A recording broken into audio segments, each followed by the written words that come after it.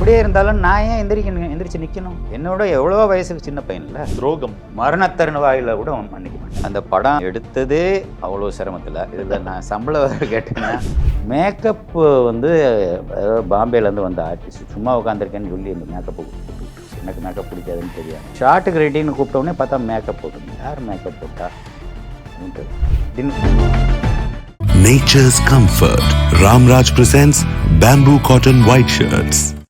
Holidays nale adu namma GT Holidays da South India's #1 travel brand. SVC Aditya Movies தயாரிப்பில் சங்கர் இயக்கத்தில் ராம்சரண் நடிக்கும் game changer ஜனவரி 10 முதல். Vijay sir அவர் வந்திருப்பார் ஒரு ஃபங்க்ஷன்ல. அப்ப எல்லாருமே எழுந்து நிப்பாங்க, பாலா சார் மட்டும் எழுந்து நிக்க மாட்டார். கால் மேல கால் போட்டு நீங்க ஒரு பக்கம் வந்து சேரும். இது இன்டென்ஷனா நடந்த ஒரு விஷயமா இல்ல இது கூட எப்படியோ வெளியில நியூஸா வருதா? நியூஸா ஆக்கப்பட்டிருக்கு. அது எனக்கு அறியாமையில நடந்தது. அப்படியே இருந்தாலும் நான் ஏன் எந்திரிச்சு நிற்கணும்? என்னோட எவ்வளோ வயசுக்கு சின்ன பையன்ல. துரோகம். மரணத்தருணவாயில் கூட மன்னிக்க பணம் என்ன ரொம்ப பாடாப்படுத்திருக்கு. இதை கேட்கறேன்னு தப்பா நினைக்காதீங்க. உங்க முதல் படத்தோட சம்பளம் என்னன்னு தெரிஞ்சுக்கலாம் தான் சேதுக்கு. அந்த படம் எடுத்ததே அவ்வளோ சிரமத்தில். இதில் நான் சம்பளம் கேட்டேன்னா கடைசியா பாலா சார் எப்போ எழுதாரு? இதெல்லாம் அளவுனே. நீங்க முதல்ல எப்போ சிகரெட் பிடிக்க ஆரம்பிச்சிங்க ஞாபகம் இருக்கா? இந்த பருவத்தில் இல்லை இந்த வயசுல? செகண்ட் ஸ்டாண்டர்ட் படிக்கிற போது பீடி குடித்தேன். அப்புறமேல 10th இப்போ வரைக்கும் போயிட்டு. சரி, ஓப்பனாக ஒரு கொஸ்டின் கேட்கவா? இந்த ரேப்லாம் பண்ணுறாங்கல்ல, அவங்களுக்கு நீங்கள் தான் ஜட்ஜுன்னு வைங்க, என்ன தண்டனை நீங்கள் கொடுப்பீங்க? அது நந்தாவில் கொடுத்துட்டேன். வெற்ற வேண்டியதுதான். மமிதா பைஜு நினைக்கிறேன் வழங்கானில் முதல்ல அவங்க நடிச்சிருந்தாங்க. மமிதா. ஐயோ, அது அந்த பொண்ணு மேக்கப் பாம்பேலேருந்து வந்த ஆர்டிஸ்ட் சும்மா உட்காந்துருக்கேன்னு சொல்லி எனக்கு மேக்கப் போட்டு எனக்கு மேக்கப் பிடிக்காதுன்னு தெரியாது. இப்போ ஷார்ட்டுக்கு ரெடின்னு கூப்பிட்டோடனே பார்த்தா மேக்கப் போட்டுருந்தேன். யார் மேக்கப் போட்டா? சின்ன எக்ஸாம்பிளோட இதை ஆரம்பிக்கணும்னு நினைக்கிறேன். நந்தா படத்தில் ராஜ்கிரண் சார் ஒரு டைலாக் சொல்லுவார். நந்தானா எல்லாருக்கும் தெரியணும், நந்தாவை பார்த்தா எல்லாம் பயப்படணும், மனசுக்குள்ள அப்படி ஒரு ஆசை, அப்படிதான் இருக்கணும். எனக்கு தெரிஞ்சு இந்த நந்தான்ற இடத்த தூக்கிட்டு பாலான்னு போட்டாலும் இந்த டைலாக் அப்படியே பொருந்தோன்னு நினைக்கிறேன். நீங்க என்ன நினைக்கிறீங்க? நான் அப்படி நினைக்கல. சரி, ஏன் அப்படி நினைக்கலன்னா நான் அப்படிப்பட்டவே இல்லை. ஆனால் வெளியில ஒரு விஷயம், வெளியே அப்படி ஒரு பேச்சு இருக்கு. அது எனக்கு நல்லாவே தெரியும். அது ஒரு இப்படி ஒரு ஷர்ட் போடுற மாதிரி அதை போத்திருக்கேன், அவ்வளோதான். ஸோ இந்த 25 வருடத்தில் ஒரு ரசிகரா பாலா சார் அட்லீஸ்ட் ஒரு 15 படமாச்சும் பண்ணியிருந்தா இன்னும் சூப்பராக இருந்துருக்குன்ற எங்களுடைய ஆசை. எதனால இந்த தாமதம் தெரிஞ்சுக்கலாமா? என்னோட அதுக்கு முழுக்க நான் தான் காரணம். என்னோட சோம்பேறித்தனம், என்னோட சுகங்களை நான் விட்டு கொடுக்காம எதுக்கு கடுமையாக உழைச்சி என்ன பண்ண போகிறோம்? சோம்பேறித்தனம்னா எப்படி எடுத்துக்கலாம் நாங்கள்? அது படுத்துங்கிற சோம்பேறித்தனம் இல்லை.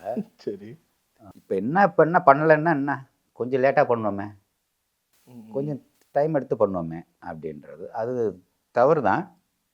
இன்னொரு 10 படமாவது பண்ணியிருக்கலாம். அதனால தான் இந்த ஃபங்க்ஷன் நடத்தின போது கூட நான் ப்ரொடியூசர் சுரேஷ் காமாட்சிட்ட இதை பண்ணாதீங்க, நான் ஒன்றுமே பண்ணல, இன்னும் ஒரு 7-8 படம் பண்ணியிருக்கேன், இதை போயிட்டு நீங்கள் இப்படி பண்ணுறது நல்லா இல்லைண்ணே, 25 வருஷம் ஆச்சு, நீங்கள் சினிமாவுக்கு இல்லை, உங்கள் படம் ரிலீஸ் ஆகி ஃபஸ்ட்டு ஃபிலிம் ரிலீஸ் ஆகி அதை நான் கண்டிப்பாக பண்ணி தான் ஆவேன்னு சொல்லி அடம்பிடிச்சு பண்ணார். ஸோ ஒரு அளவுக்கு மேலே என்னால் மறக்க முடியல. ஆனால் அங்கே போனதுக்கப்புறம் அவங்க காட்டின அன்பு, இண்டஸ்ட்ரி என் மேலே காட்டின அன்பு என்னை ரொம்ப மலைக்க வச்சிருச்சு. சரி, உங்களுக்கு எல்லா டைரக்டர்ஸும் அந்த முதல் படம் எடுக்கும் போது அந்த ஒரு முழு உத்வேகம் இருக்கும். இந்த சினிமாவே என் கையில் நான் என்னென்ன பண்ணுறேன் பாடுறான்ற ஒரு வேகத்தோடு வருவாங்க. நீங்கள் அதை ஒரு 100க்கு ஒரு மார்க் வச்சா எவ்வளோ நீங்கள் உங்களுடைய சினிமா பயணத்தை நிறைவு செஞ்சுருக்கீங்க? இல்லை என்னென்ன விஷயம்லாம் நீங்கள் பண்ணணும்னு நினச்சதை பண்ணியிருக்கீங்கன்னு நினைக்கிறீங்க? 25% தான் முழுமையாக பண்ணியிருக்கிறேன். அதுலேயும் நிறைய குறைகளும் இருக்குது. அதில் நான் ஒன்றும் பெருசாக சாதிச்சிட்டேன்னு சொல்கிறது எனக்கு அப்படி நான் சொன்னேன்னா அது எனக்கு தான் அசிங்கம், அது பொய்யா இருக்கும். சார், இந்த படங்களோட டைட்டில் எடுக்கலாமே, பரதேசியாக இருக்கட்டும், நான் கடவுள், இதெல்லாம் ஏதோ ஒரு வகையில் ஒரு முரணான ஒரு டைட்டில். ஸோ பாலா அவர்கள் கேரக்டராகவே ஏதோ ஒரு விஷயம் அவர்கள் சொன்னால் மற்றவங்க என்ன திரும்பி பார்க்கணும், அது ஒரு இன்டென்ஷனாக சொல்கிறதா இல்லை எனக்கு இயல்பாக அதுதான் வருதுன்னு சொல்லலாமா? எப்படி சொல்லலாம் இது? இல்லை உங்களோட தலைப்புகளாக இருக்கட்டும் எல்லாமே அதை நார்மல் லைஃப்ல இருந்து ஒரு சின்ன ஒரு முரண். நீங்கள் அந்த உலகத்தை எப்படி பார்க்குறீங்களா, நான் எப்படி பார்க்குறேன், அது எதனால் அப்படி இருக்குது? அது ஒரு வகையான பைத்தியகாரத்தனம் தான். இப்போ உதாரணத்துக்கு நீங்கள் கீழ்ப்பாக்க ஹாஸ்பிட்டல் போனீங்கன்னா, மென்டல் ஹாஸ்பிட்டல் போனீங்கன்னா, ஒரு வார்டாக பார்த்துட்டு வர்றீங்கன்னு வச்சுருந்தேன். அந்த கிரானிக் பேஷண்ட் இருக்கிற இடத்துல மாத்திரம் விட மாட்டாங்க. விடாமல் நம்ம கிராஸ் பண்ணி வந்தோம்னா அந்த பேஷண்ட்டு நம்ம மேலே கல்லை விட்டு எறிவான். என்ன அங்கெல்லாம் பார்த்துட்டு என்னையும் பார்க்காம போகிற, என்னையும் தெரியும் பாரு, என்னையும் பார்த்து என்ன பார்த்தும் பேசிட்டு போ அப்படின்னு. அது ஒரு வகையான அட்டென்ஷன் கிரியேஷன் தானே. அதனால் இது ஒரு பாதி பைத்தியகாரத்தனம், பாதி வந்து அட்டென்ஷன் கிரியேட் பண்ணுறது. சரி, இப்போ உங்களுடைய படங்கள் உங்களுக்கு நிறைய தாக்கத்தை உண்டாயிருக்கலாம். இப்போ வணங்கான் பற்றி சில விஷயங்கள் கேட்கணும்னு ஆசைப்படுறேன். அவனிவனில் ஆர்யா அவர்களோட இன்ட்ரொடக்ஷனில் ஒரு டைலாக் வச்சுருக்கீங்க, கும்பிடுறேன் சாமியோ உனக்கு கும்பிட்றேன் இல்லை, மற்றவங்க பார்த்துட்டு என்ன கும்பிடணும்னு சொல்கிறாங்க, கும்பிடுறேன் சாமி இது வணங்கான். அங்கேருந்து ஏதோ ஒரு வகையில் அதுக்கான ஒரு ஆரம்ப சுழி அங்கே ஆரம்பிச்சுதா, இல்லை உங்களுக்கு அது யாருக்குமே நான் அந்த தலை வணங்க மாட்டேன் அதான்டா பாலா? அது அந்த கதாபாத்திரம் தலை வணங்காது, உண்மைக்கு மட்டுமே தான் தலை வணங்கும். சில சமயங்களில் உண்மையை சொல்கிற கேரக்டரு ஒரு இப்போ சொன்னேன் இல்லையா கொஞ்ச நேரத்துக்கு முன்னாடி, ஒரு ரகசியம் அவனுக்கு தெரிஞ்சிருச்சு, அது வெளியே தெரிஞ்சால் 4 பேருக்கு பாதிப்பு ஏற்படும் அப்படின்னு தெரிஞ்சுன்னா அவனை என்ன பண்ணாலும் உண்மையை சொல்ல மாட்டான் அந்த கேரக்டர். அதனால வணங்க மாட்டான். அவனை ஜெயிலில் போட்டாலும் எதில் என்னத்தான் வணங்க மாட்டான். அதனால தான் அந்த வணங்கான்ற டைட்டில் வச்சு. இல்லை, இந்த வணங்கான் விஷயம் கேட்டதுக்கான காரணம் என்னென்னா, ஒரு விருது விழா நடந்திருக்கும், அது பிரபலமாக சோஷியல் மீடியாவில் கூட அதிகமாக பகிரப்பட்டது. அப்போது ஒரு பெரிய நடிகர் ஒருத்தர் வருவார், எல்லாருமே எழுந்து நிற்பாங்க, பாலா அவர்கள் மட்டும் எழுந்து நிற்க மாட்டார். அது வெளியில் ஒவ்வொருத்தரும் ஒவ்வொரு மாதிரி திருச்சி பேசுனாங்க, அவருக்கு பர்சனலாக அவரை பிடிக்கல போல், இல்லைனா ஏன் மற்றவங்க எழுந்துச்சா இவர் எழுந்துச்சு நிற்கணுமா, அது மாதிரி ஒவ்வொரு காரணம் நான் பேர் சொல்லி சொல்கிறேன். விஜய் சார் அவர் வந்திருப்பார் ஒரு ஃபங்க்ஷனில், அப்போ எல்லாருமே எழுந்து நிற்பாங்க, பாலா சார் மட்டும் எழுந்து நிற்க மாட்டார், கால் மேலே கால் போட்டு நீங்கள் ஒரு பக்கம் திசை இருப்பீங்க. இது இன்டென்ஷனாக நடந்த ஒரு விஷயமா, இல்லை இது கூட எப்படியோ வெளியில் நியூஸாக வருதா? நியூஸாக ஆக்கப்பட்டிருக்கு, அது எனக்கு அறியாமல் நடந்தது. அப்படியே இருந்தாலும் நான் ஏன் எந்திரிச்சு நிற்கணும்? என்னோட எவ்வளோ வயசுக்கு சின்ன பையன் இல்லை, நான் ஏன் எந்திரிச்சு நிற்கணும்? ஓகே, இது எந்திரிச்சு நிற்கலன்னா நான் கவனக்குறைவில் ஒருவேளை மரியாதைக்கு எந்திரிச்சு நின்றுருந்தா நிற்கலன்னா கூட கவனக்குறைவாக நடந்தது தானே தவிர பர்பஸாக ஒருத்தரை அவமானப்படுத்தணுன்றது எல்லாம் என்னோட எண்ணம் கிடையாது. Right right right okay. இருந்தாலும் ஒரு விஷயம் சொல்லிடுறேன், விஜயே எனக்கு ரொம்ப பிடிக்கும். அப்படியா? ரொம்ப ரொம்ப பிடிக்கும்.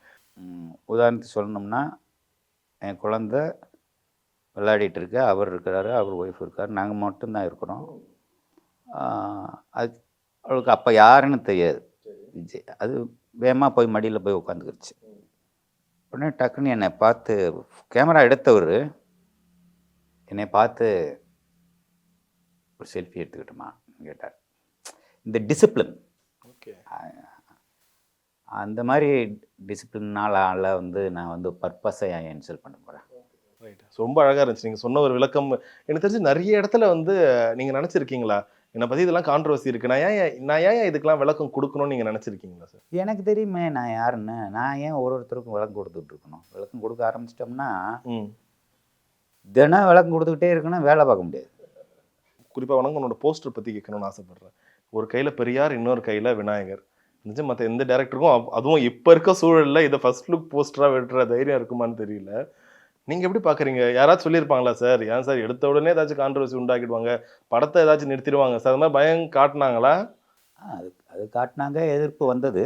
ஆமாம், பட் எனக்கு அது தேவை. அந்த படத்துக்கு, அந்த கதைக்கு, அந்த கிளைமேக்ஸுக்கு அது ஒரு குறியீடு. அந்த குறியீடு எனக்கு தேவை, அதனால் வச்சேன். மற்றவங்க சொல்லுவாங்க படத்தை கான்ட்ரவர்சியாக பேசுவாங்கன்றதுக்காகலாம் அதை பற்றி நான் எப்போவுமே யோசிக்கிறது இல்லை. சரி சரி ஓகே. சரி, இப்போது வணங்கா நீங்கள் கதை எழுதுறீங்க. முதல்ல சூர்யா அவர்கள் நடிக்க வேண்டியது இருந்துச்சு, அதுக்கப்புறம் அருண் விஜய் நடிக்கிறாரு. இப்போ சூர்யா சார் படத்தை விட்டு அவர் விலகின பிறகு அருண் விஜய் அவருக்காக நிறைய கதைகளில் மாற்றம் பண்ணப்பட்டதா, இல்லைன்னா அதே கதை தான், ஹீரோ அவருக்கு பதிலாக இவர், இது மட்டும் தான் நடந்தது? அதே தான். அதுக்கு முன்னாடி இன்னொன்று, சூர்யா விலகின பிறகு இல்லை, சரி, நாங்கள் 2 பேருமா பேசி முடிவெடுத்து வேறு படம் பண்ணிக்கலாம். ஓ ஏன்னா லைவ் லொக்கேஷனில் ஒன்று வச்சு படம் பண்ண முடியல.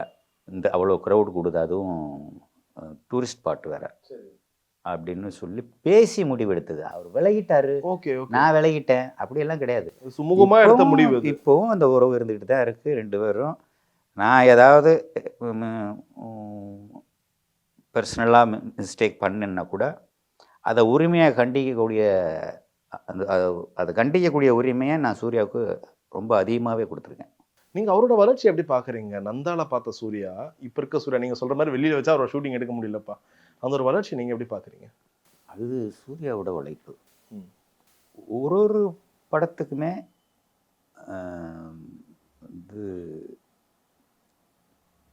தன்னோட முதல் படம் மாதிரியே வேலை பார்க்குற அந்த ஒரு படத்தையும் தன்னோட முதல் படமாக தான் சூர்யா பார்க்குறாரு. ஒன்று கான்சியஸாக இதை பண்ணணும், இதை பண்ணி பார்த்துட்டு அப்படி பயணிக்கிறதுனால தான் இந்த வளர்ச்சி இவ்வளோ தூரம் வந்திருக்கு. ஓகே ஓகே ஓகே சில நேரங்களில் நீங்கள் ஆன் த ஸ்பாட்லேயோ இல்லை நடிகர்களை உங்களுக்குள்ள அந்த ஒரு உரிமை இருக்கும். அந்த உரிமையில் பேசுகிற ஒரு வார்த்தைகள், இப்போ வாடான்னு சொல்கிறது, போடான்னு சொல்கிறது, நீ வா போன்னு பேசுறது, உங்களுக்குள்ள இருக்க உரிமை வெளியில் இருக்கவங்களுக்கு உரிமையாக தெரியுதோ? இப்போ பாலா சார்னா அப்படி தான் போல எல்லாரையுமே ஒரு உரிமையில் பேசிடுவார், இல்லை கூப்பிடுவார், அந்த மாதிரி ஒரு பேச்செல்லாம் இருக்குது. நீங்கள் எப்படி பார்க்குறீங்க? உண்மையில அது மாதிரி நடக்குதா, இல்லை வெளியில் அது மாதிரி சொல்கிறாங்களா? உரிமை இருந்தால் தானே உரிமையோடு கூப்பிடுவேன். உரிமையே இல்லைன்னா வாங்க சார், வணக்கம் சார், உட்காருங்க சார், மேடம் வாங்க வணக்கம் உட்காருங்க, இது நடிங்க அப்படின்னு தானே கேட்பேன். உரிமை இருக்குது. அந்த உரிமையை மறைச்சிட்டு நான் பொய்யா போயிட்டு பேச முடியுமா? மரியாதை செலுத்த முடியுமா? சரி, இப்போது பாலா சாரோட படங்கள் ஒவ்வொரு படம் பார்த்துட்ட பிறகு கண்டிப்பாக ஒரு 2 நாளைக்காச்சும் ஒரு தூக்கம் இருக்காது. அந்த படத்தோட இம்பாக்ட் இருக்கும், அந்த கிளைமேக்ஸோட இம்பாக்ட் இருக்கும். அது நீங்கள் ரொம்ப இன்டென்ஷனாக பண்ணுற ஒரு விஷயம் தானே. என் படம் பார்த்தா ஒரு 2 நாள் கூட தாக்கம் இல்லைனா அப்புறம் என்ன என் படம், அதுதான் காரணமா? ஆமாம், கண்டிப்பாக கண்டிப்பாக. இது ஆரம்பத்தில் சேதுலேருந்தே இந்த ஒரு விஷயம் இருக்காது. சேதுலேருந்து பதிஞ்சு போச்சு. இப்போ என்ன ஆகும்னா, அப்படியெல்லாம் இல்லாமல் சாதாரணமாக ஒன்று எடுத்தேன்னா இன்னொரு படம் மாதிரி இல்லையேம்பாங்க. இது இருந்ததுன்னா எல்லா படத்துலேயும் இதே ஒரே மாதிரி இருக்கேம்பாங்க. 2 பாதி விமர்சனங்கள் வர்றது அது ஒன்றும் தவிர்க்க முடியாது தான். ஓகே ஓகே ஓகே சரி, இப்போது சேது 25 வருஷத்தை அப்படி கொண்டாடுறாங்க. சேதுவோட கதை எல்லாருக்குமே தெரியும். ஆரம்பத்தில் அந்த படத்துக்கு என்னாச்சு, எவ்வளோ ப்ரெஷ் ஷோ போட்டிங்க, அதுக்கப்புறம் இது நிறைய தடைகளை தாண்டி தான் அந்த படம் வந்துச்சு. அதுக்கப்புறம் அதோட வெற்றி எல்லாருக்குமே தெரியும். இப்போ நீங்கள் திரும்பி பார்த்தா எப்படி இருக்கு சார் அந்த முதல் படத்தோட ஒரு வெற்றி? அந்த டைமில் எவ்வளோ ரொம்ப அந்த படத்தை பார்க்கவே மாட்டேன் நான். கடைசியாக எப்போ பார்த்தீங்க சேது? அப்போ பார்த்ததா 25 வருஷத்துக்கு முன்னாடி பார்த்தது தான். அதுக்கப்புறம் பார்த்தேன்னா இப்போ நான் பார்த்து டிவியில் போட்டாங்கன்னா கூட டக்குனு சேனல் மாற்றிடுவேன். ஏன்னா அதில் இருக்கிற குறைகள் எனக்கு திரும்ப தெரிஞ்சுக்கிட்டே இருக்கும். அதனால் அதை தவிர்த்துடுறேன். நீங்கள் விரும்பி பார்க்கக்கூடிய ஒரு படம், நான் அதில் எந்த குறையும் இல்லை, நான் தைரியமாக பார்ப்பேன் என் படத்தைனா என்ன படம்? அப்படி சொல்ல முடியாது. எல்லா படத்துலேயும் குறைகள் இருக்கத்தான் செய்யும். ஒரு 10% குறைந்தபட்சம் 10% குறைகள் இருக்கத்தான் செய்யும். முழுமையான ஒரு பெர்ஃபெக்டான ஒரு ஃபில்ம் நான் எடுத்துட்டேன்றது நான் மட்டும் இல்லை, யாருமே சொல்ல முடியாது. இப்போ என்கிட்ட சில வார்த்தைகள் இருக்குது. ஸோ அந்த ஒவ்வொரு வார்த்தை சொல்லும் போதும், ஏன்னா நிறைய கருத்துக்களுக்கு எங்களுக்கு ஒரு மாதிரி விஷயம் இருந்துச்சுன்னா பாலா சார் கிட்ட இருந்து ஒரு டெஃபினிஷன் வேற மாதிரி இருக்குது. இப்போ நான் சொல்லக்கூடிய வார்த்தைகளுக்கு உங்கள் சைட்ல இருந்து ஒரு டெஃபினிஷன் நாங்கள் எதிர்பார்க்குறோம். ஸோ அது என்னன்னு நீங்கள் சொல்லலாம். முதல்ல பணம். பணம் என்ன ரொம்ப பாடாப்படுத்தியிருக்கு சென்னைக்கு வந்ததுக்கப்புறம். சரி. ஆனால் அதான் பாடாப்படுத்தியிருக்கு, அவ்வளோதான் சொல்ல முடியும். இப்போ சரி, இப்போ ஆரம்பத்தில் சரி, இந்த கடைசி 10 வருஷத்தில் நீங்கள் ஒரு லெஜெண்டரி டைரக்டர் ஆகிட்ட பிறகும் இந்த கடைசி 10 வருஷத்தில் எப்பாச்சும் பணம் உங்கள் லைஃப்பில் ஒரு பெரிய இம்பாக்ட் ஏற்படுத்தியிருக்கா?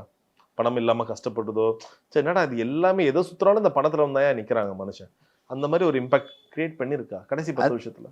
அது அப்பப்போ வந்து போகும். அந்த மாதிரி சில சமயங்களில் ஏற்ற இறக்கங்கள்ங்கிறது எல்லாருக்கும் உண்டு தான். எப்போவுமே ஏற்ற இறக்கங்கள் வந்து தான் போகும். ஓகே சரி, கேட்குறேன்னு தப்பாக நினைக்காதீங்க. உங்கள் முதல் படத்தோட சம்பளம் என்னன்னு தெரிஞ்சுக்கலாமா சேதுக்கு? அந்த படம் எடுத்ததே அவ்வளோ சிரமத்தில். இதில் நான் சம்பளம் கேட்டேன்னா சம்பளமே இல்லையா? சம்பளமெல்லாம் இல்லை. ஓகே, அப்போ நந்தா தான் முதல்ல சம்பளம் வாங்கினது நீங்கள். அப்போ அது எவ்வளோ தெரிஞ்சுக்கலாம்? ஏன்னா அது ஒரு பெரிய தொகையாக இருக்கும் போது அது ஒரு சந்தோஷத்தை கொடுத்துருக்கோம்ல ஒரு கிரியேட்டராக. ஓகே, நம்மளுக்கு ஒரு வந்திருக்கு ஒரு காசுன்னா என்னன்னு தெரிஞ்சுக்கலாமா? அது அமெரிக்க வாழ் தமிழர்கள் கொடுத்த பணம், முன்பணம். அது டாலரில் கொடுத்ததுனால அதோட எவ்வளோன்றது தெரியல. சரி, உங்க வாழ்க்கையில நீங்க ஃபர்ஸ்ட் பார்த்த ஒரு பெரிய செக்குன்னா என்ன சார்? ஒரு பெரிய அமௌண்ட், ஒரு செக்கா? பணம் எனக்கு தேவைதான், ஆனால் அதை கொடுத்து என்னை விலைக்கு வாங்க முடியாது. துரோகம் நிறையா பார்த்துருக்கேன். ஒரு சில துரோகங்களை மன்னிச்சிடுவேன், ஒரு சில துரோகங்களை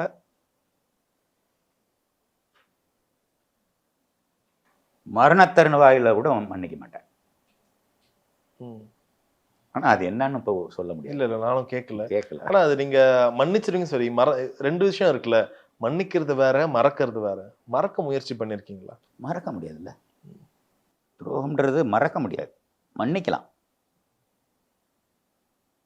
அது நடந்தது தானே. ஏதோ ஒரு வகையில அது ஒரு வழியை உண்டாக்கிட்டு தான் இருக்கும். ஸோ அடுத்த வார்த்தை காதல். வந்தது போயிடுச்சு, அவ்வளோதான். ஏன்னா உங்களோட படங்கள்ல எப்பயுமே பாலா சார் ரொம்ப ரூடான ஆள், அப்படி இப்படி என்ன வேணா பேசிட்டோம். ஆனா உங்களுக்குள்ள அவ்வளோ ஒரு மென்மையான ஒரு காதல் இருக்கும். முன்பணியா மாதிரி ஒரு மாண்டேஜ் சாங் அப்புறம் எடுக்க முடியுமான்னு தெரியல. இளங்காத்து விசிதை போல ஒரு மாண்டேஜ். பெரும்பாலும் உங்க படங்கள்ல வந்து அந்த ஒரு 10 டான்ஸ் ஆடணும், கோரியோகிராஃபி அதெல்லாம் இல்லை, கதையோட இருக்கும். நிறைய மாண்டேஜ் இருக்கக்கூடிய டைரக்டர்கள்ல நீங்க ஒருத்தர். ரொம்ப எனக்கு தெரிஞ்சு அந்த ஒரு இளம் பருவத்துல நிறைய காதல் வயப்பட்டிருக்கீங்களா? காதல் நான் வயப்பட்டிருக்கேன், இளம் யாருக்கு என்னைய பார்த்து வயப்படல. அது சொல்லக்கூடிய தைரியம் இருந்துச்சு சார் அந்த டைம்ல. ஒரு பொண்ணை பார்த்தா அந்த பொண்ணிட்ட போய் நான் உனக்கு காதலிக்கிறேன் தைரியம் இருந்தது, பர்சனாலிட்டி இருக்கணும்ல. ஞாபகம் இருக்கா ஏதாச்சும் ஒரு சொன்ன கதை, இல்ல சொல்லி திட்டு வாங்கினதோ அந்த மாதிரி ஏதாச்சும் நடந்திருக்கா? அப்படி எதுவும் இல்லை. இல்ல, ஓகே. ஆனா இப்ப அந்த ஒரு காதல்ன்ற விஷயம் எப்பயுமே உங்க மனசுக்குள்ள ஒரு ஆழமான ஒரு விஷயம், நிறைய நினைவுகளை ஏற்படுத்தி இருக்கும். இப்போ ஏற்படுத்துறது இல்லை. காதல் எனக்கு இப்போ அந்நியப்பட்டு போச்சு. நீ எல்லாம் காதல்லாம் லைஃப்ல கிடையாது. அப்படி இப்போ உங்க ஓரளவு உங்க படத்துக்காக அந்த ஒரு காதல் தேவைப்பட்டுச்சுன்னா எங்க இருந்து எடுப்பீங்க? அது ஒரு கற்பனையா மட்டும்தான் இருக்கும். சரி, உங்க வாழ்க்கையில இருந்து நீங்க எடுத்து உருவாக்குன ஒரு காதல் சீன் சொல்ல முடியுமா? மேபி அது நடந்துச்சு, இல்ல நடக்கணும்னு ஆசை, இல்ல நான் காதல் பண்ணியிருந்தா இப்படிதான் பண்ணியிருப்பேன்னு அந்த ஒரு கற்பனை கலந்து நீங்க எடுத்த ஒரு காட்சி, மறக்க முடியாத காட்சி சொல்ல முடியுமா? என் வாழ்க்கையில் என் வாழ்க்கை அனுபவத்தில் இல்லை, காதல் பண்ணவே இல்லை. அது காதலே இல்லைன்றது தான் என்னோட வாதம். அதுக்கு பக்குவப்படணும். சும்மா டீனேஜில் நானும் லவ் பண்ணுறேன்னு சொல்லிட்டு இருக்கிறதெல்லாம் அது காதல் இல்லை.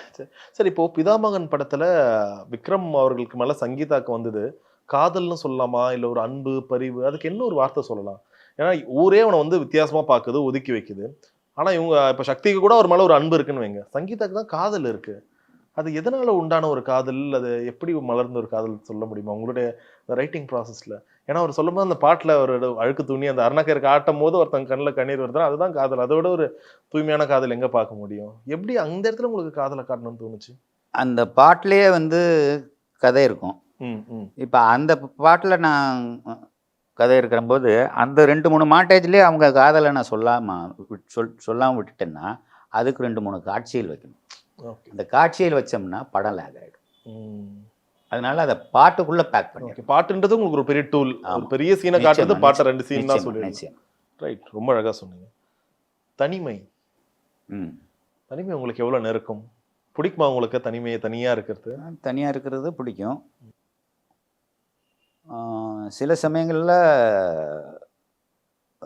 யாராவது பக்கத்தில் இருக்கணும்னு மனசு தவிக்கும். ரெண்டுமே இருக்கு. ஸோ உங்களுக்கு அந்த 3 o'clock ஃப்ரெண்ட்லாம் இருக்காங்களா சார்? ஏதாச்சும் மனசு சரியில்லை, வாடா மீட் பண்ணலாம், இல்லை எங்கன்னா வெளியில் போகலாம், அந்த மாதிரி சினிமாக்குள்ள சார்? இல்லை இல்லை, இந்த மாதிரி யாரும் இல்லை. ரொம்ப நெருங்க மிஷ்கின் சாரோ இல்லை அந்த மாதிரி கூட யாருமே இல்லை. அதுக்காக 3 o'clock போயிட்டு பண்ணுவாங்க. அப்போ உங்கள் தனிமைக்கு நீங்கள் தான் ஆறுதல். ஓகே. சாதி, ஜாதி, ஸோ அதை பற்றி உங்களுடைய கருத்து என்ன? சாதின்னு ஒன்று இருந்தால் தானே கருத்து சொல்கிறதுக்கு. ஆனால் இருக்குல்ல சார், இப்பயும் அதை தள்ளி இவங்க இருக்குன்னு இவங்களே சொல்லிக்கிட்டா இது மனுஷன் உருவாக்குன ஒரு ஒரு குளக்கட்டை பிடிச்ச மாதிரி ஆளுக்கு ஒரு குளக்கட்டை பிடிச்சி அதுக்கு ஒரு பேர் வச்சுக்கிட்டானுங்க, அவ்வளோதான். மற்றபடி சாதின்றது எனக்கு அதில் ஒரு நம்பிக்கை இல்லை. ஓகே, உங்க படங்களை நீங்க ஆசைப்பட்டிருக்கீங்களா? ரொம்ப ஒரு ஆணித்தரமா ஒரு அழுத்தமா காட்டணும், இந்த சமூகத்துல நடக்கிற ஜாதி அடக்குமுறை. ஏற்கனவே குதிச்சு போய் தான் இருக்கு. இதுக்கு இடையில நானும் ஒரு படம் எடுத்து அதை அந்த நெருப்பை கிளறி விட நான் விரும்பல. சரி சரி, அது தானே அடங்கட்டும். ஓகே. மரணம். மரணம் உறங்குவது போலும் சாக்காடு, உறங்கி விழிப்பது போலும் பிறப்பு. ஒரு நாளும் செத்து பொழைச்சிட்டு தான் இருக்கோம். உங்களுக்கு எப்பாச்சும் பயம் இருந்திருக்கா மரணத்தை நினைச்சு? எல்லா மனிதர்களுக்கும் அது இருக்கத்தானே செய்யும். அப்பப்போ வந்து போகும். அது நிஜம்தான். ஏன்னா சில பேர் சொல்லுவாங்க, உங்க வாழ்க்கையில மரணத்தை பத்தின ஒரு பயம் நீங்கணுமா, இல்லைன்னா வாழ்க்கைனா என்னன்னு தெரிஞ்சுக்கணுமா, நீங்க ஒரு வாட்டி காசிக்கு போய் பாருங்க, அங்க இதாண்டா மனுஷன் வாழ்க்கை, இவ்வளவுதான் என் மனுஷன் வாழ்க்கைன்றதெல்லாம் புரியும்னு சொல்லுவாங்க. அது காசிக்கு போகிறதுங்கிறதுல வேறு எக்ஸ்பீரியன்ஸ் தான் கிடைக்கும். காசிக்கு போய் மரணத்தை போய் அங்கே காட்டில் புணங்கள் எறிகிறத பார்த்து பயம் வராது, மரண பயம் வராது, டிப்ரெஷன் வந்துடும். உங்களுக்காக நீங்கள் அந்த டிப்ரெஷனுக்குள்ளே எப்பாச்சும் போயிருக்கீங்களா? ஒரு மாதம். என்ன மாதிரியான விஷயம் தெரிஞ்சுக்கலாமா? என்ன மொத்தமாக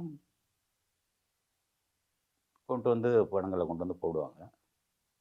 வரிசையாக அந்த காட்டு வரிசையாக மணிகர்ணிகா காட்டு, ஹரிச்சந்திரா காட்டு, அந்த காட்டு, இந்த காட்டுன்னு வரிசையாக இருக்கும். அப்படியே மொத்தமாக 4 பேர் 5 பேரை போட்டு மொத்தமாக எரிச்சிட்டு அப்படியே கங்கையில் தள்ளிடுவாங்க. நீங்கள் அதெல்லாம் நேரில் விட்னஸ் பண்ணீங்க? ஓகே. ஒரு இன்டர்வியூவில் கூட நீங்கள் உங்கள் கழுத்தில் இருக்க அந்த ஒரு மாலையை பற்றி பேசியிருப்பீங்க. இப்பயும் உங்கள் ரூமில் பார்க்கும்போது அந்த மாலை எங்களுக்கு இப்பயும் போட்டிருக்கீங்களா அந்த மாலை? ஓகே.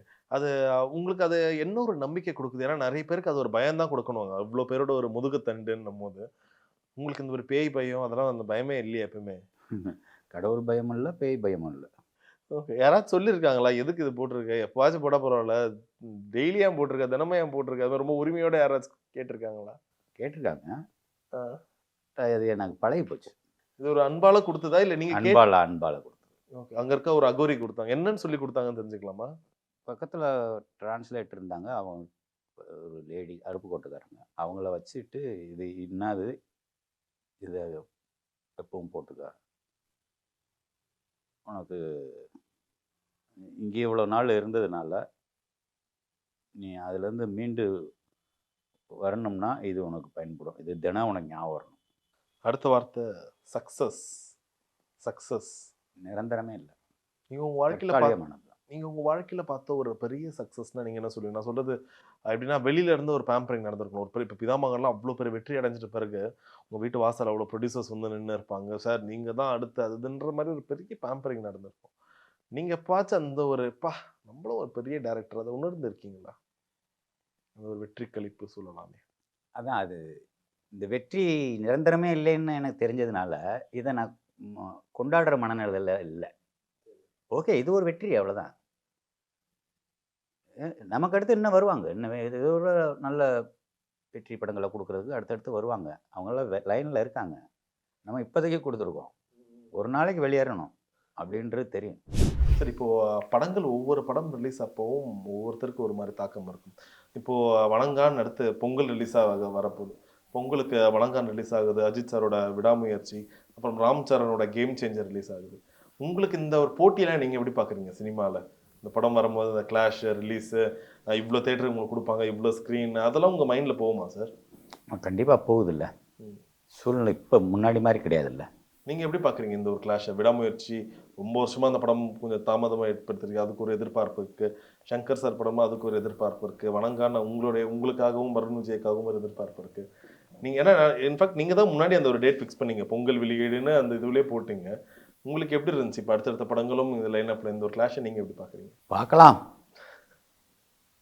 இப்போ பார்த்து என்ன பண்ணுறீங்க, படம் ரிலீஸ் ஆனதுக்கப்புறம் பார்க்கலாம். ஓகே. ஏன்னா இப்போ இதுக்கு முன்னாடி தாரை தப்படமே ஒரு பொங்கல் ரிலீஸ் தான் நினைக்கிறேன். அந்த டைமில் கதகளி, தாரை தப்பட்டை, ரஜினி முருகன் ரிலீஸ் ஆச்சு. சரி, நாளைக்கு படம் ரிலீஸ்ன்னு வைங்க, அதுக்கு முந்தின நாள் நைட்டு டைரக்டர் பாலா என்ன பண்ணிட்டு இருப்பாரு? நிம்மதியாக தூங்கிடுவீங்களா இல்லை அந்த டென்ஷனோட இருப்பீங்களா? இல்லை தூங்கிடுவேன் நான். அவ்வளோதான், கொடுத்தாச்சு, இதுக்கப்புறம் மக்கள் பார்த்துப்பாங்க, அவ்வளோதான். சார் இப்போ நீங்க நிறைய இடத்துல உங்களுடைய புத்தகத்திலும் சரி நிறைய இடத்துல உங்களுடைய ஸ்மோக்கிங் ஹேபிட் பத்தி பேசியிருக்கீங்க. அதெல்லாம் எப்பாச்சும் குவிட் பண்ணணும்னு நினைச்சிருக்கீங்களா? தம் அடிக்கிறத விட்டு நாயா குறைக்கணும்னு நினச்சிருக்கேன், குறைச்சிருக்கேன். குவிட் பண்ணணும்னு நினைக்கிறேன். ட்ரை பண்ண முடியல. ஆனால் அதுக்கு ஒரு நேரம் வரும்ல. ஏன்னா வெற்றிமாறன்லாம் சொல்லியிருப்பாரு, அந்த வாரணமாயிரம் ஒரு படத்தை பார்த்தேன், அதுக்கப்புறம் நான் கொஞ்சம் கொஞ்சமாக ஒரு நாளைக்கு நான் 100 சிகரெட் 140 சிகரெட்லாம் அடிச்சிட்டு இருந்தேன், அது அப்படியே கொஞ்சம் கொஞ்சமாக குறைச்சி நான் குவிட் பண்ணிட்டேன்னு.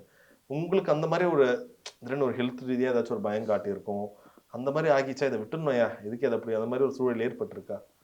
இது வரைக்கும் ஏற்பட்டால் விட்டுறேன். ஓகே, நீங்கள் எப்படி பார்க்குறீங்க? ஒவ்வொருத்தரும் அந்த ஒரு ஸ்மோக்கிங்க்கு பின்னாடி ஒரு விஷயம் சொல்லுவாங்க. What give that high? அது ஒரு வகையான இன்செக்யூரிட்டி தான். சின்ன பசங்கள்லாம் ஏன் சிகரெட்டு பிடிக்கிறானுங்க, வெடி பிடிக்கிறானு. நான் சின்ன பையன் இல்லை, நான் ரொம்ப பெரிய மனுஷன் அப்படின்னு காமிச்சிக்கிறது தான். அது ஒரு வகையான இன்செக்யூரிட்டி, இதுவும் ஒரு வகையான இன்செக்யூரிட்டி. ஓகே, நீங்கள் முதல்ல எப்போ சிகரெட் பிடிக்க ஆரம்பிச்சிங்க ஞாபகம் இருக்கா? எந்த பருவத்தில் இல்லை எந்த வயசில்? அது யாருக்கும் தெரியாமல் பிடிச்ச ஒரு சிகரெட் அந்த மாதிரி ஞாபகம் இருக்கா சார்? செகண்ட் ஸ்டாண்டர்ட் படிக்கிற போது பீடி குடித்தேன். செகண்ட் ஸ்டாண்டர்ட் அப்புறமேல 10th இப்போ வரைக்கும் போயிட்டுருக்கோம். அம்மா அப்பாக்கெல்லாம் தெரியுமா அந்த டைமில் யாராச்சும் அதட்டியோ இல்லை அடிச்சோ இருக்காங்களா? இல்லை, அந்த பருத்தி காட்டுக்குள்ளே ஒளிஞ்சிட்டு தான் பண்ணது. அந்த குச்சி பருத்தி குச்சி ஈஸியாக எரிஞ்சிடும். பற்ற வைக்க தெரியாமல் பற்ற வச்சு கொஞ்சம் எரிஞ்சு போச்சு. அது தெரிஞ்சு வீட்டுக்கு தெரிஞ்சு அடிச்சு. ஆனால் உங்களோட பெரிய ஒரு ஃப்ரெண்டுன்னு சொல்லலாமா அந்த சிகரெட்டை? உங்களுடைய பெரும்பாலான படங்கள் இப்போ நாச்சியார் இருக்கட்டும், இந்த பெண் கதாபாத்திரங்களை ரொம்ப அழகாக நீங்கள் வடிவமைச்சிருக்கீங்க. எனக்கு தெரிஞ்ச வணங்கான்லையும் அப்படி தான் இருக்குன்னு நினைக்கிறேன். அப்போ பார்க்கும்போது உங்களுடைய மகளோட ஞாபகம் எப்பாச்சும் வருமா? உங்கள் எழுத்தப்போ உங்களுடைய மகளோட ஞாபகம் உங்களுக்கு வருமா? எப்போவுமே இருக்கும். உங்கள் வால்பேப்பர் உங்கள் மகள் தானே? உங்கள் ஃபோன் வால்பேப்பர் உங்கள் மகள். ரொம்ப பிடிக்குமா உங்களை? யாருக்கு தான் பிடிக்காது, இருந்தாலும் பிடிக்காது. நான் எதனால கேட்குறேன்னா, உங்களுடைய எழுத்துக்கள் அதிகமாக பெண் கதாபாத்திரமும் குறிப்பாக அந்த ஒரு குழந்தை பருவத்திலிருந்து டீனேஜ்க்கு போகிற பெண்கள் அவங்க படுற இந்த சொசைட்டி அவங்களை எப்படி பார்க்குது, அப்போ நிறைய விஷயங்களை நீங்கள் படமாக நீங்கள் பண்ணுறீங்க. மேபி அது உங்களுடைய மகள் பார்த்தோ இல்லை இந்த சொசைட்டியில் தான் நம்ம மகளும் வளர்றா, அதனால ஒரு தாக்கமாக கூட இருக்கலாமா? ஒரு கேள்வியாக தான் நான் கேட்குறேன். இந்த சொசைட்டியில் வாழ்ந்து தானே ஆகணும், ஆனால் பாதுகாப்பாக இருக்கணும். அதுக்கான பாதுகாப்பு அவங்களே அமைச்சுக்கிறணும், இல்லை நம்ம அமைச்சு கொடுக்கணும் ஒரு வயசு வரைக்கும். உங்கள் மகள் உங்கள் படம்லாம் பார்த்துருக்காங்களா? அவங்களுக்கு ரொம்ப பிடிச்ச படம் உங்களுதில் சொல்லியிருக்காங்களா? அவளுக்கு பரதேசி பிடிக்கும். பரதேசியில் ஒரு ஹார்டான ஆள், ரூடான ஆள்லாம் சொல்கிறாங்களே. கடைசியாக பாலா சார் எப்போ அழுதார்? தினம் அழுவனே. ஏதாவது அது ஆனந்த கண்ணீராகவும் இருக்கும், இல்லை ஏதாவது சினிமா பார்த்துட்டு இருக்கிறம்போது அதில் ஒரு நல்ல உருக்கமான காட்சி வந்ததுன்னா அதுவாக கூட இருக்கலாம். இல்லை சிரிப்பை அடக்க மாட்டாமல் மூணு வகையான அழுகை இருக்கு இல்லையா, அது மாதிரி அழுகைன்றது 3 வகையாக இருக்குது. மூணும் டெய்லி நடந்துட்டு தான் இருக்குது. சார், இப்போ நீங்கள் நிறைய படங்கள் பண்ணியிருக்கீங்க, இப்போ அடுத்த கட்ட இயக்குநர்கள்லாம் நீங்கள் பார்க்க ஆரம்பிச்சிங்க. உங்களை ரொம்ப கவர்ந்த நெக்ஸ்ட் ஜென்ரேஷன் டைரக்டர்ஸ்னால் யார்? பெரிய லிஸ்ட் அது. ஓ, நீங்கள் ரெகுலரான படம் ஃபாலோ பண்ணுறீங்களா சார்? இப்போ பெரிய லிஸ்ட்டு. அதுக்காக பேர் சொல்லலைன்னா வருத்தப்படுவாங்க, அந்த மாதிரிலாம் நான் யோசிக்கல. சரி, அது ரொம்ப ரொம்ப பெரிய லிஸ்ட்.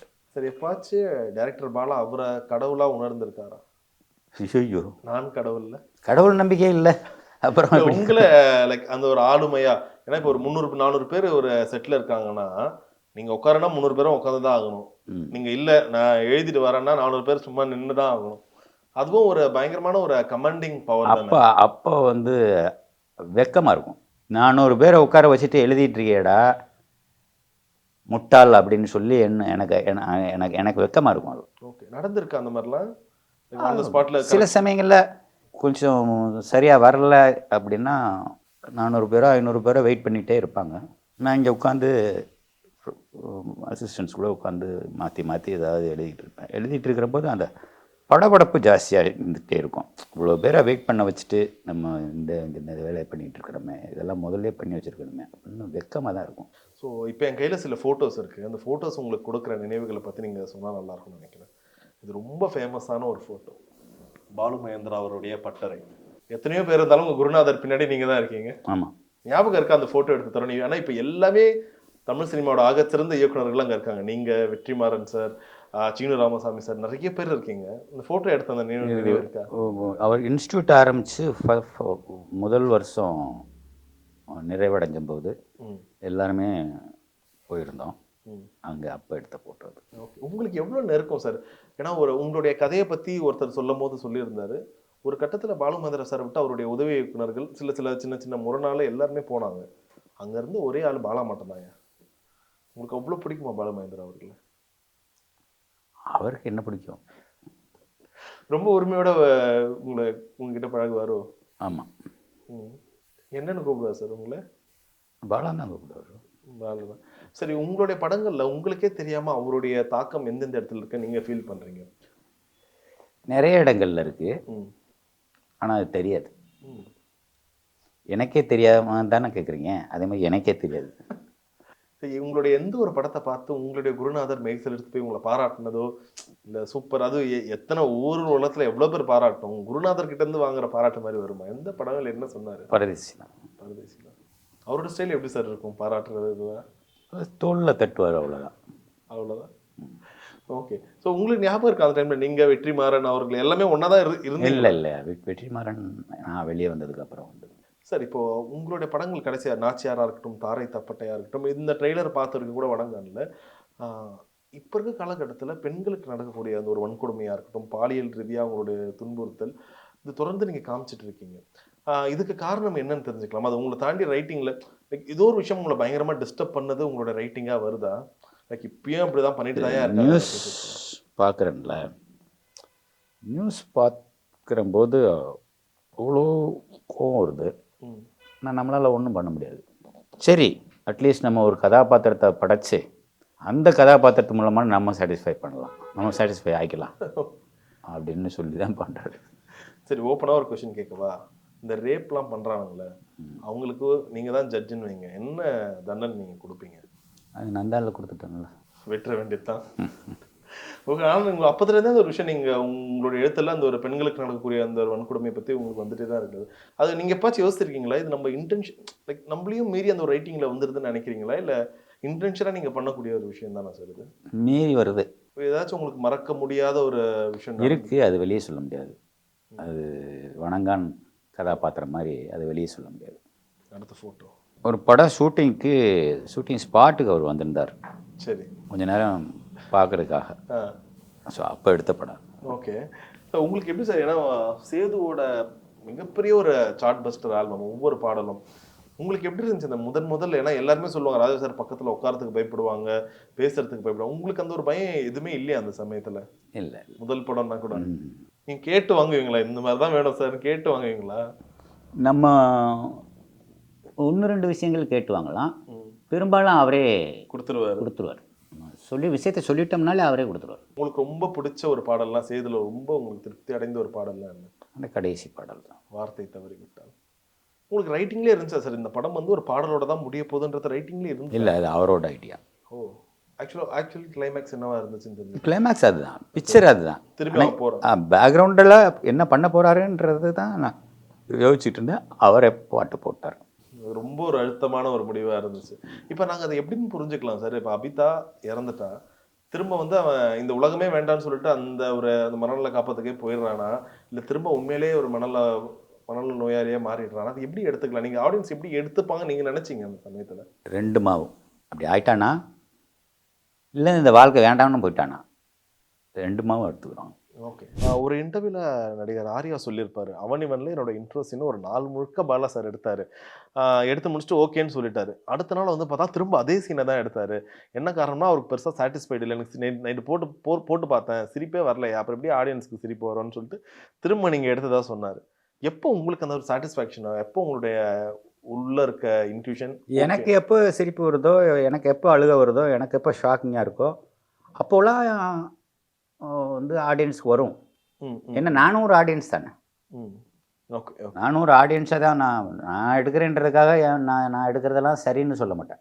நான் எடுக்கிறது எனக்கு சாட்டிஸ்ஃபைடாக இருக்குன்னாக்கத்தான் நான் ஆடியன்ஸாக நான் வந்து உணர்ந்து ஓகே இது ஒர்க் ஆகும் அப்படின்னா தான் அதை வந்து நிறுத்த முடியும். இல்லைன்னா அது தொடர்ந்துட்டே நான் போவேன். நீங்கள் நிறைய ரீடேக் எடுத்த ஒரு ஷாட் ஞாபகம் இருக்கா சார்?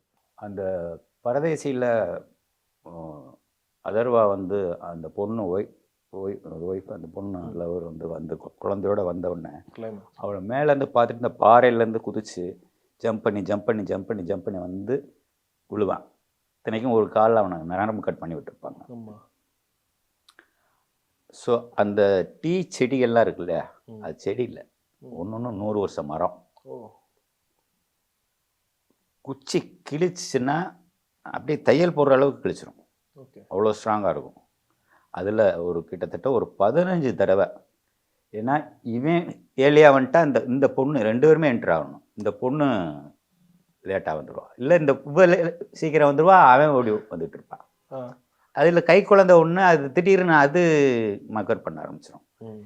இவ்வளோவையும் சேர்த்து அது எடுத்தது அது ஒன்று தான் அதாவது வலிகளோட ஓகே ஓகே ஃபிசிக்கல் பெயினோட அதிகமாக எடுத்தது.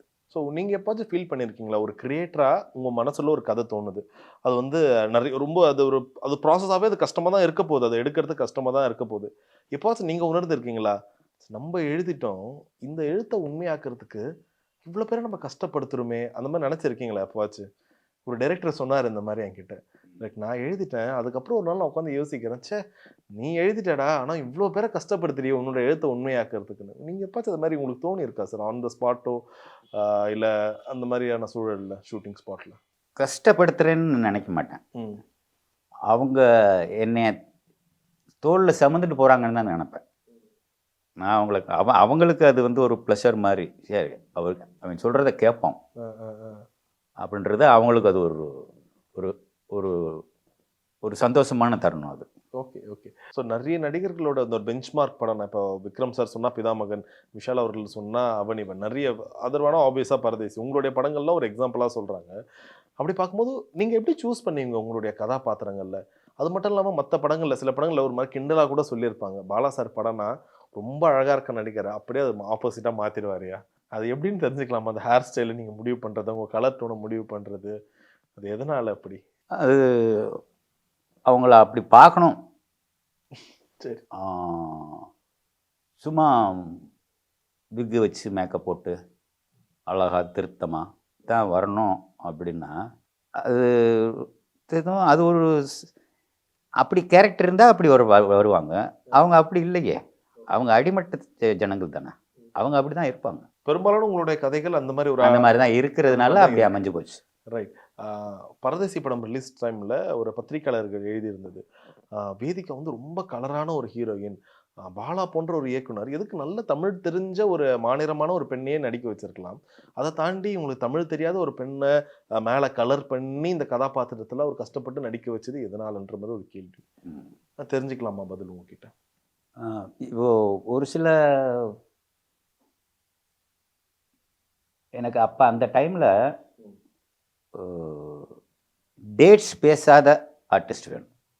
இவ்வளோ நாள் இந்த மாதத்தில் எத்தனாம் தேதியிலேருந்து இத்தனாம் தேதி வரைக்கும், அப்புறம் அதுலேருந்து அடுத்த மாதத்தில் எத்தனாம் தேதியிலேருந்து எத்தனாம் தேதி வரைக்கும், அது ஒத்து வராது இந்த கேரக்டர் பண்ணுறது. இந்த கேரக்டர் உள்ளே வந்துட்டாக்க வெளியே போனாங்கன்னு வச்சுக்கோங்க, வெளியே போய் வேறு படம் போய் ஒரு டூயட்டு நம்ம பாடிட்டு வந்தாங்கன்னா திரும்பவும் நான் அவங்கள என்னோடய ஃபார்முக்கு கொண்டு வர்றதுக்கு டைம் எடுக்கும். அதுக்காக பல்காக வேணும் எனக்கு. அது அது வேதிகிட்ட கிடைச்சதுனால.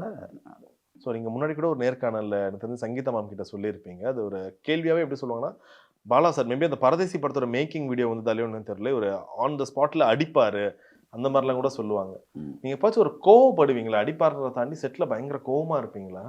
கோவம் வரவழைச்சா கோவம் வரத்தானே செய்யும். அது கோவம் வரவழைக்கிற அளவுக்கு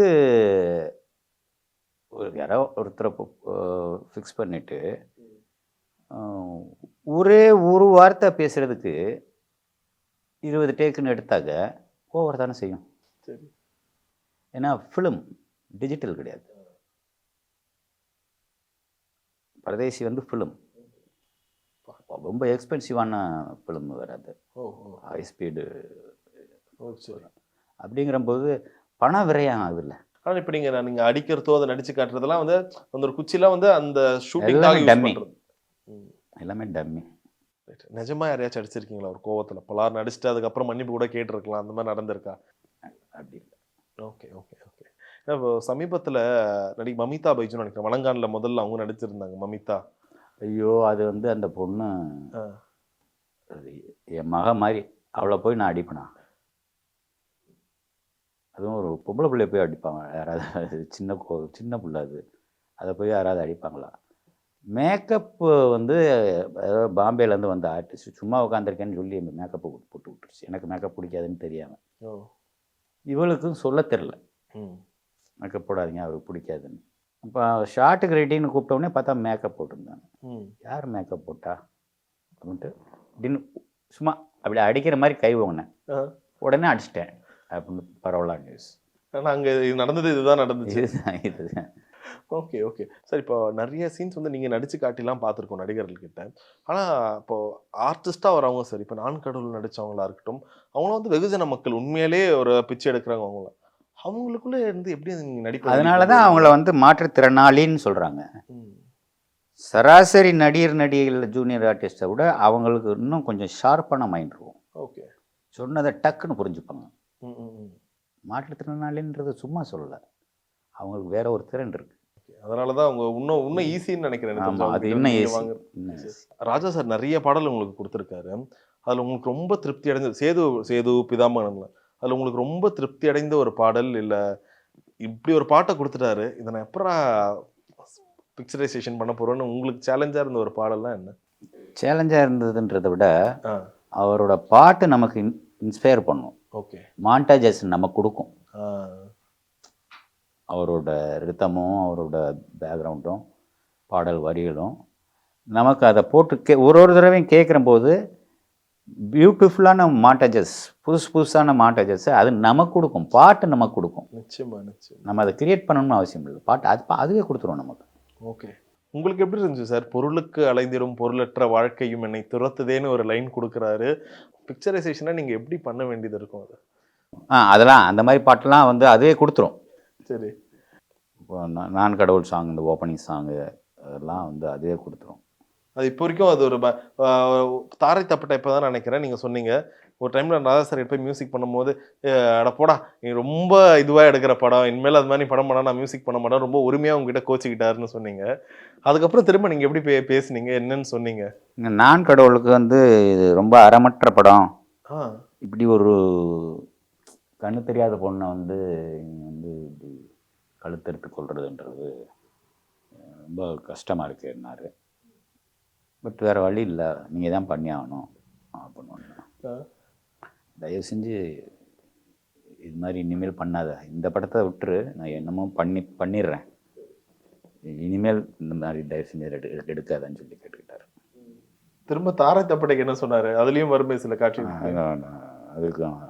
அதுக்கு ஒரு திட்டு வாங்கிட்டாலும் பரவாயில்ல, வேற வழி இல்லை. சார், நீங்கள் எப்படி முடிவு பண்ணுவீங்க சார்? முதல்ல சேது ராஜா சார் பண்ணுறாரு, அடுத்த படம் நிறைய பேர் ராஜா சார் தான் நினச்சாங்க நந்தாவோட சாங்ஸ், ஏன்னா அந்த அளவுக்கு அருமையாக இருக்குன்னா யுவன் சங்கர் ராஜா பண்ணியிருந்தாரு. திரும்ப இந்த படம்லாம் முடிச்சு ஜிவி பிரகாஷ் அவர் கூட நீங்கள் இணைஞ்சிங்க. எப்படி ராஜா சார்லேருந்து இந்த யுவன் சங்கர் ராஜா டிரான்ஸ்ஃபர்மேஷன் நடந்தது? ஏன்னா அந்த டைமில் அவர் ரொம்ப அப்கமிங் மியூசிக் டைரக்டராக இருந்தார் யுவன் சங்கர் ராஜா.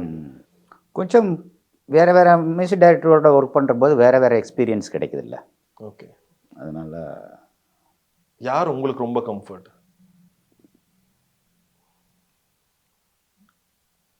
அது ராஜா சார் தான் கம்ஃபர்ட். ராஜா சார் தான் சொன்னாவே புரிஞ்சுப்பாரு, இதுதான் சொன்னால் புரிஞ்சுப்பார் அந்த ஒரு கிளைமேக்ஸ்.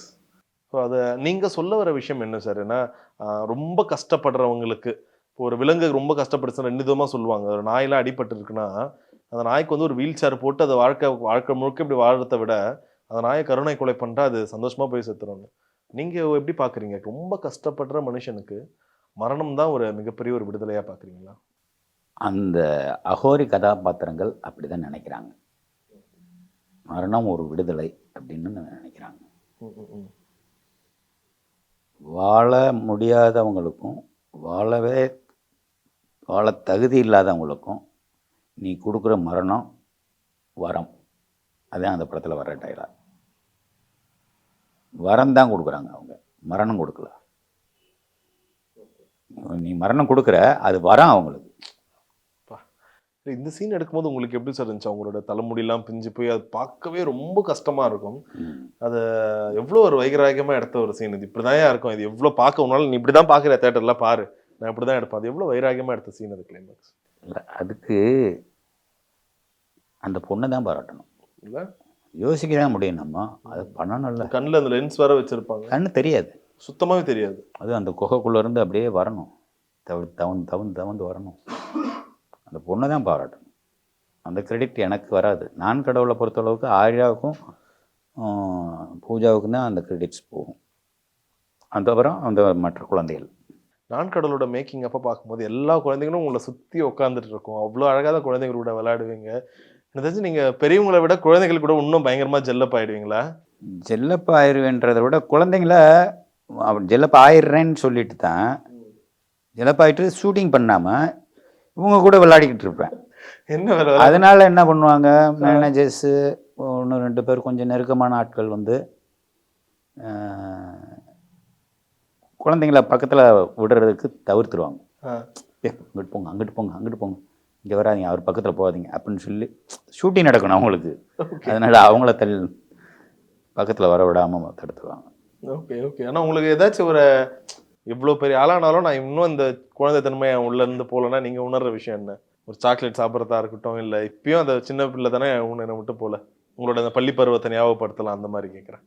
அது யாருக்குமே போகாதே.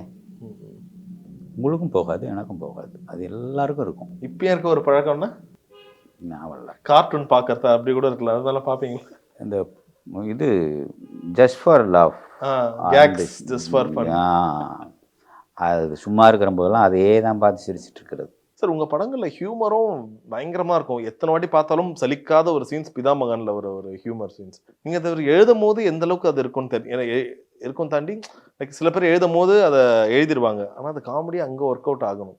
அது நீங்கள் நடிச்சு காட்டுவீங்களா? அந்த கர்லா கட்ட உருட்டுற சீன் நீங்களே அங்கே உட்காந்து நடிச்சு காட்டுவீங்க எல்லாமே. லைலா கீழே விழுந்து அடிக்கிறது இதெல்லாமே நீங்களா மாறுவீங்க. சூர்யாவும் நீங்கள் தான், லைலாவும் நீங்கள் தான்.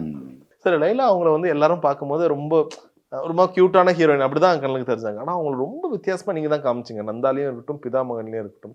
அதை எப்படி நீங்கள் கண்டுபிடிக்கிறீங்க இவங்களுக்குள்ள இந்த அளவுக்கு ஒரு பொட்டன்ஷியல் இருக்குன்னு? பொட்டன்ஷியல் எல்லாருக்குள்ளேயுமே இருக்கு, நம்ம எடுத்துக்கிறது தான். நமக்கு எடுக்க தெரியலன்னா பிரயோஜனம் இல்லை. நம்ம தான் எடுக்கணும் வெளியே. நீங்கள் ஒர்க் பண்ணதுலேயே ரொம்ப பயங்கர டேலண்டான ஒரு நடிகர், இவர் இன்னும் ஒரு பெரிய இடத்த அடைஞ்சிருக்கணும்னு நீங்கள் ஆசைப்படுற ஒரு நடிகர்னா என்ன? அவரோட பொட்டன்ஷியலுக்கு இப்போ அவர் அடைஞ்சிருக்க இடம் கம்மி தான், பட் இன்னும் ஒரு பெரிய ஆள் அவர் ஆகணும்னு நீங்கள் நினைக்கிற ஒரு நடிகர் யார்?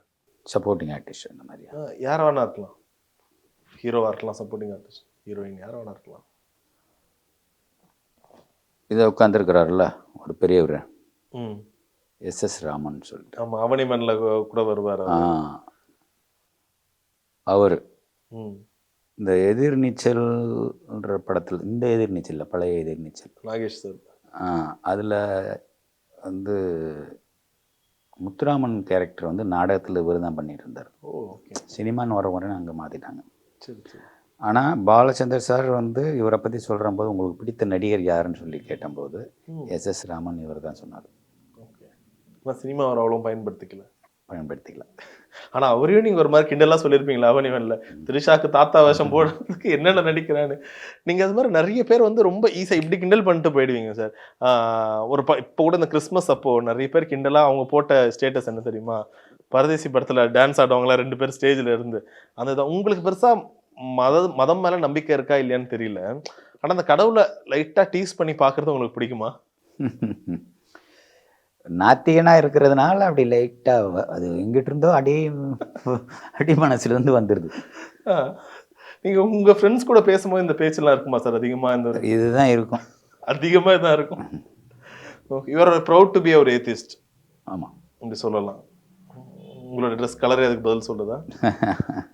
அடுத்த ஃபோட்டோ இது வாட் நான் கடவுள் பார்த்துட்டு ரஜினிகாந்த் சார் இந்த வீட்டுக்கு கூப்பிட்டு பாராட்டினேன் அந்த தருணம். ஓகே, இது எதுக்காக இந்த ஃபோட்டோ காமிச்சோன்னா எங்களுக்கும் ஆசை, நீங்கள் வந்து இப்போ ரஜினி சார் கூட ஒரு படம் பண்ணால் பாலா சார் எப்படி பண்ணுவார், கமலஹாசன் கூட, அது அந்த டைமில் உங்களுக்கு கதை இருந்துச்சா சார்? இவங்களுக்கெல்லாம் கதை ரெடி பண்ணி வச்சு? இல்லை இல்லை இல்லை இல்லை, உங்கள் கதைகளுக்குள்ளே உட்காரவே இல்லை. சரி, ரஜினி சார் ஓகே, அவர் வேற மாதிரியான ஒரு பின்பம், ஒரு பயங்கரமான ஒரு மெஜஸ்டிக்கான கேரக்டர். கமலஹாசன் சார் என்ன கேரக்டர் கொடுத்தாலும் அவர் பண்ணக்கூடிய ஒரு ஆள் தான். எதனால அவர் வச்சு பண்ணியிருந்தா அது இன்னும் நல்லா இருந்திருக்குமே எங்களுக்கு ஒரு ரசிகராக ஒரு ஆசை. எதனால அது நடக்கல? எனக்கு அந்த ஆசை இருக்குது, பார்க்கலாம் எதிர்காலத்தில், ஆனால் வாய்ப்பு கம்மி தான். உங்களுக்கு கொஞ்சம் கம்ஃபர்டான பீப்புள் கூட ஒர்க் பண்ணுறது இன்னும் ஈஸியாக இருக்குது. யாராச்சும் ஒரு நடிகர் கிட்ட கதை சொல்கிறதுக்கு நீங்கள் தயக்கமோ ஒரு பயமோ இருந்திருக்கா? என்னத்துக்கு பயம்? உங்க எப்படி எடுத்துப்பாங்களோ இல்லை என்ன சொல்லுவாங்களோ? இல்லை இல்லை இல்லை. ம். ஏன்னா நான் தான் பாலா புத்தகத்துல நீங்க ராஜ்கிரண் கதாபாத்திரத்துக்காக சிவாஜி ஐயா கிட்ட போய் பேசியிருப்பீங்க. அப்ப அது ஒரு பதட்டத்தோட நீங்க அதை எழுதியிருப்பீங்க. அந்த டைம்ல என்ன நடந்துச்சு, அந்த சூழலை எப்படி எதிர்கொண்டீங்கன்னு. இப்படி அது ரொம்ப அந்த ஒரு இளம் வயசுன்றதால அந்த ஒரு பயம் பதட்டமா அதை எப்படி எடுத்துக்கலாம்? ஆ அவரை பார்த்தாலே எல்லாருக்கும் ஒரு பயம் இல்லை, ஒரு மரியாதை கலந்த ஒரு பயம் வந்துடுது. ஸோ அது கிண்டலாக பேசுவார். அது ரொம்ப ரசிக்கும்படியாகவும் இருக்கும், கிண்டல் பண்ணுறாரா இல்லை நம்ம கோபமாக பேசுகிறாரான்ற ஒரு சந்தேகமும் இருக்கும். அவர் என்ன சொன்னார் அந்த கதாபாத்திரத்தை நீங்க எக்ஸ்பிளைன் பண்ணும்போது? ஆனா உங்களுக்கு மனசுல அவர் பண்ணா நல்லா இருக்கும்னு தோணுச்சு அந்த டைம்ல? ராஜ்கிரண் கதாபாத்திரம் சிவாஜி சார் பண்ணா நல்லா இருக்கும்னு தோணுச்சு. உடல்நிலை கொஞ்சம் அவ்வளோ ஸ்ட்ராங்காக இல்லை, அதனால் அந்த டைமில். ஆனால் அதுக்கப்புறம் நீங்கள் எந்த ஒரு நடிகர்கள்கிட்டையும் போய் தயக்கப்பட்டதில்லை சொல்கிறதுக்கு, கதையாக இது பண்ணுறது? சார், இப்போது ஒவ்வொருத்தருக்கும் ஒவ்வொரு விஷயத்தில் ஒரு ஹை கிடைக்கும். படங்கள்லாம் பார்க்கும்போதும் சரி, பாலா சாருக்கு ஒரு பெரிய ஹை கொடுக்கறதுனா என்ன?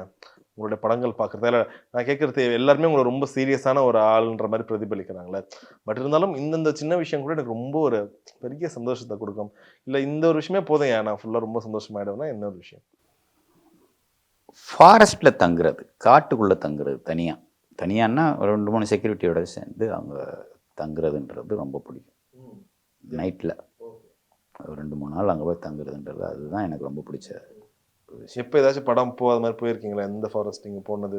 போயிருக்கேன். இந்த பரதேசி எடுக்கும்போது அந்த காட்டுக்குள்ளே அவங்க படுத்துட்டேன்.